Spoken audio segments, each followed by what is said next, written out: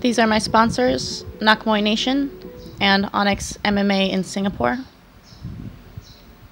And this was a fight against a girl named Ploynapa in Wat Hom Sin, which is kind of over by Bangkok a little bit, but I didn't realize that I had been there before until Kevin and I actually rolled up.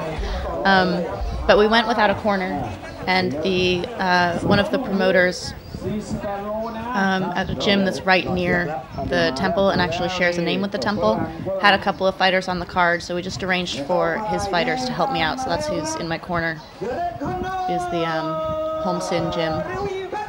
And I had heard right before this fight, like while I was at the venue, that this girl is a boxer. So I was kind of preparing myself for her to have really good hands and like trying to think what was I going to do to kind of deal with someone who's going to be punching me a lot. The guy doing my Monkan is very, very cool. He's from the gym. He's maybe like 33 years old, but he's an like 108-pound Omnoy champ. His name is Yung Dang. And he had a really, really cool energy. I liked him a lot. When she walked by me, I was like, oh, she's not that big. But then when we came to the middle of the ring, I was like, she's bigger than she looked when she was walking by. Which is kind of the case in my ability to gauge the sizes of people in general. This venue's kind of cool. It's on temple grounds, and you have this festival going on in the background, like lots of very loud music, and people doing like a stage performance. The crowd was not super big, but what's kind of nice about how packed in it is that most of the people there are like kind of peripheral to the actual fighters who are on the cart.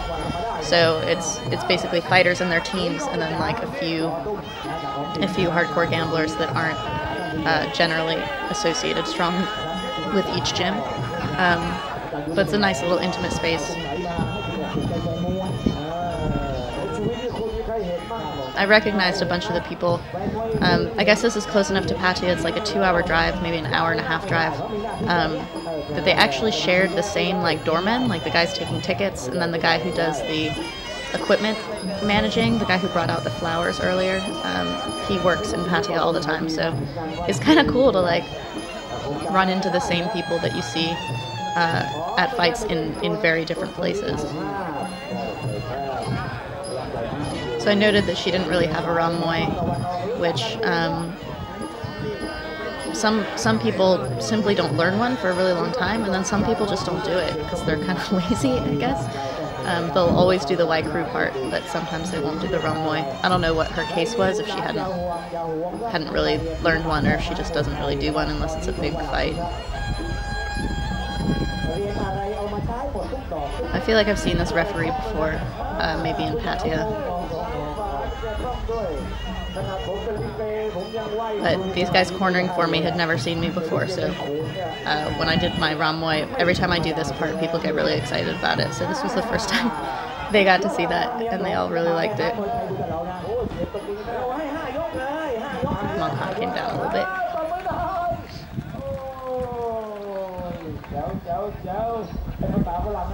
So basically in the middle, the ref always just tells you don't foul and break when I say break. That's like all they ever say. Alright, so I was a little bit nervous, expecting her to be real aggressive with her hands and throw like really long combinations being a boxer, but she was so comfortable kicking that whatever their advice was about how she's a boxer is maybe that primarily that's what her fights are right now, but she definitely is comfortable in the ring as a Muay Thai fighter. I thought her footwork would be really good as a boxer, and she does move pretty nice, cuts those angles really good.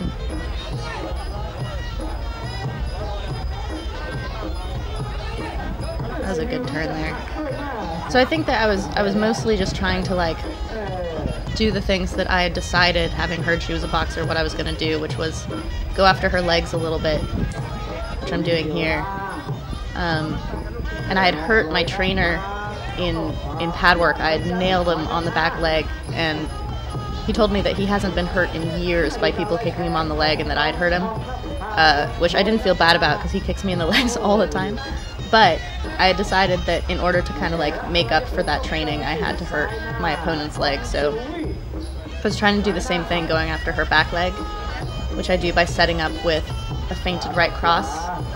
And it kind of took me a while to get going on that. You can see here I'm just kind of trying to close in, and I'm getting tagged quite a bit. They're getting their leg, that hurt her a little bit. I didn't quite have a good lock on her, but I didn't quite get my clinch going. Trying to hop a little bit to change position. She was good at kind of like moving around, but she definitely is not super comfortable clinching. I think her space is right at this like pad work distance, which is most people's space, but she's really good at it. That was a good right cross. I remember that right cross. There's that back leg. That hurt her. I go after it again, but kind of hopped a little bit too much. So when I started getting the lock on her here and getting those knees in, I could feel that that wasn't going to work for very long with her. I could feel that those straight knees were hurting her. The body position and the kind of sounds people make are really indicative of how well they're going to be able to take whatever you're throwing. That turn and knee was good. So here they come in. Alright, so my corner didn't really say anything to me between rounds 1 and 2. They didn't give any kind of instruction or feedback or anything, which is partially, I think, because they don't know me, but then I have had corners of people who do know me who don't really say much between round 1 and 2 because you're still kind of working out the fight and getting into whatever your system is going to be. So there's not a lot to say unless you're, doing something over and over again that you really shouldn't be doing, or, they can give you some kind of strategy, but generally you're just going in. She came in much harder in round 2, you can see. She's really trying to hurt me now. That right kick, right punch is very common up in Chiang Mai. It's pretty good technique. I haven't seen as much outside of Chiang Mai, but it's good because people are trying to counter. So here, that was a knockout of my knee to her face. And the first time I watched this film, I actually didn't see. I knew that happened. I remember knocking her out, but I totally missed that was it because it happened so fast.